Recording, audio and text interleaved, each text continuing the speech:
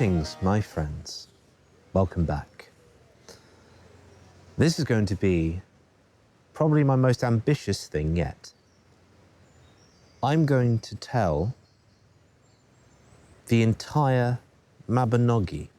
The Mabinogi is a collection of Welsh mythology separated into 4 different branches. And where else to start than at the first branch of the Mabinogi, with the adventures of Pwyll, the Prince of Dyfed. I will also be splitting up each of the branches into different parts, through some of them have different acts. This one in particular has 3 different stories about the Prince of Dyfed. So this is part 1 of the first branch of the Mabinogi. Pwyll Prince of Dyfed was out hunting one day with his pack of hounds. They have been recently tracking a deer, and they just have it within their sights. Pwyll gave the word, and the hounds started off after the deer, and they chased it for a great distance, with Pwyll riding on his horse after the hounds. He also saw that the hounds had stopped at a clearing, and in this clearing, there was the white stag that they have been hunting. But he also saw that the dogs that were his were on the outskirts of this particular clearing. And instead, there was another pack of dogs barking and biting at this stag. Now, there was something strange about these dogs. Their fur was as white as a snowdrop, and their ears and eyes were as red as crimson blood. These were not ordinary hounds. But Pwyll was determined to get that stag, so he ordered his dogs to chase off the other pack and bring down that stag. And they did. The whole lot of clamour and barking, the white dogs flew off into the other part of the forest, and the dogs brought the stag down. It was a successful hunt all around. But Pwyll knew that there was something different, something strange. The air felt off somehow, and the wind was blowing, and a mist appeared from out of one half of the forest and covered the entire clearing. Then he saw the hounds again, of the whitest white, with ears blood red. And he saw a rider accompanying these hounds on a grey horse. And this individual had grey skin, with white hair and red eyes.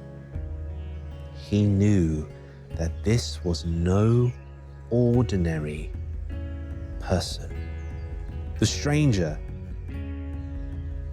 rode his horse towards Pwyll and said, "You have insulted me, sir." "How have I offended you?" said Pwyll. "You chased off my hounds. That was after the stag. That is the greatest dishonour you could give of someone of my rank." Pwyll looked very perplexed. He was a proud man, so he thought he had done nothing wrong. "I am sorry that I do not know your status, Lord, but I am the Prince of Dyfed. I also have the right to pull rank on you.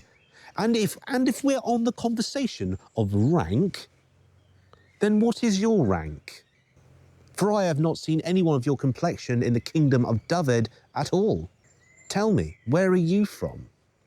And the stranger said, "That is not hard to answer, for I am a king of my own lands.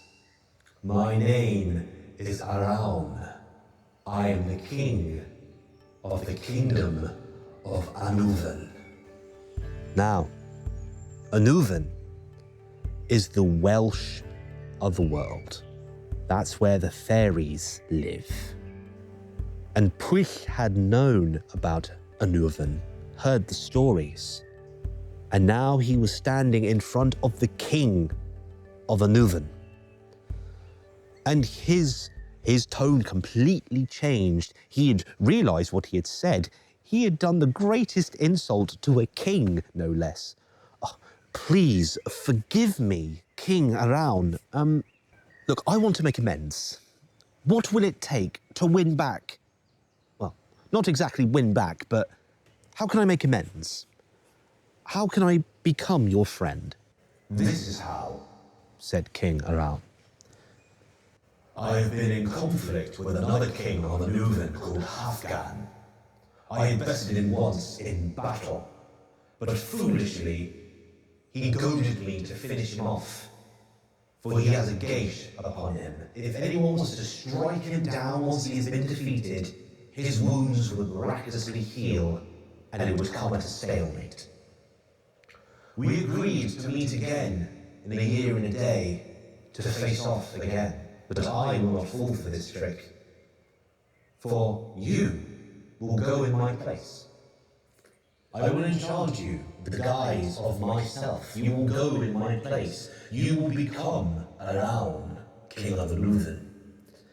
And you will live as I do. You will live in my court, mingle with my courtiers, and you will have the most beautiful woman to be your companion. And you will live like this until the day comes when you go and meet Halfdan in battle. Now remember, if you defeat him, you must not finish him off. Otherwise his gage will take effect. If you do this for me, that means you have proven your worth, and we will establish a friendship.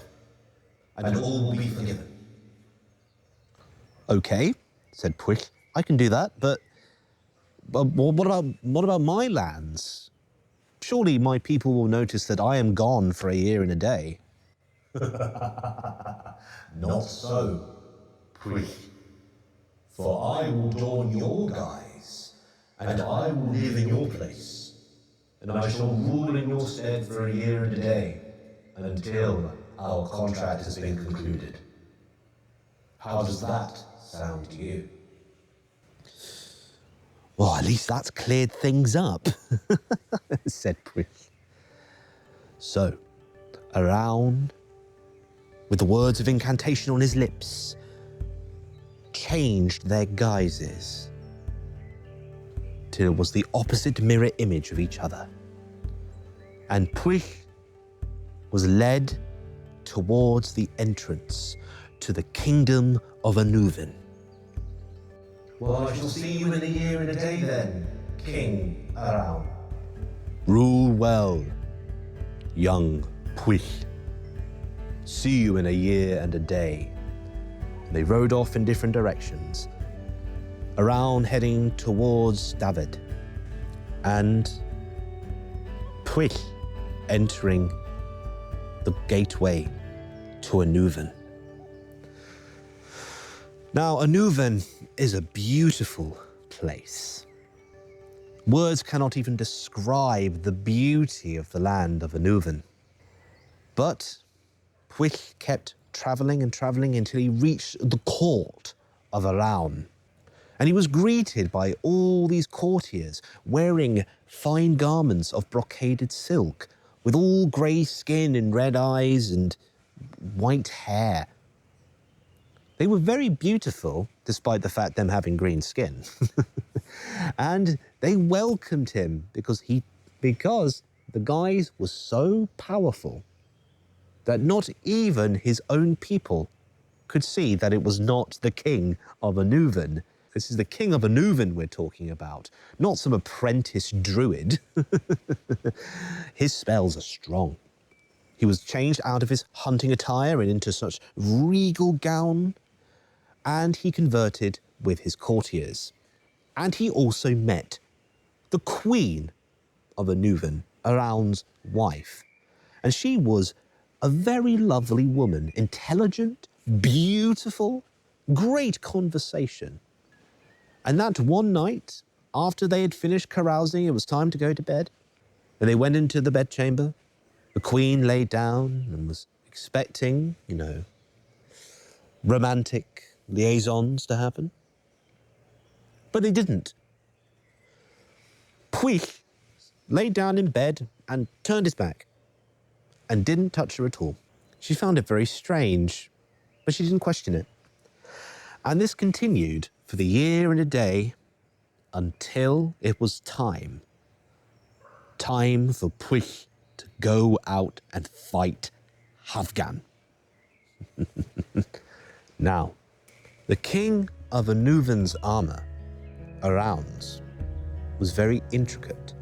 Silver it was, with embossed patterns of holly and ivy and yew, the 3 evergreen trees. And when he rode out to the plain to meet Hafgan in battle, Hafgan approached with armour of the brightest shining gold. It glistened in the sunlight, with oak and hawthorn and ash embedded on his armour, the pinnacle of summer. And they engaged in combat. Hafgan was strong, but Pwyll was no feeble warrior. He was very well accomplished. As a prince, he was trained in the art of warfare. And at the end of it, Hafgan was defeated. But he called out to what he thought was Arawn and said, "Do me the kindness, great king, and vanquish me. Finish the job so I don't have to suffer these wounds anymore." So, what Hafgan saw was Arawn staring him dead in the eyes with his sword pointed. He moved his sword away and dropped it to the floor. The ultimate mic drop. And this is what he heard Arawn say to him. "You have been defeated this day, but I will not make the same mistake. You shall fall knowing that it was not a true king of Annwfyn that has beaten you this day." And just for a second, the glamour fell away and revealed Pwyll, Prince of Dyfed, and Hafgan's eyes were wide opened. And then the glamour came back. And all Hafgan could do was laugh, choking on his own blood.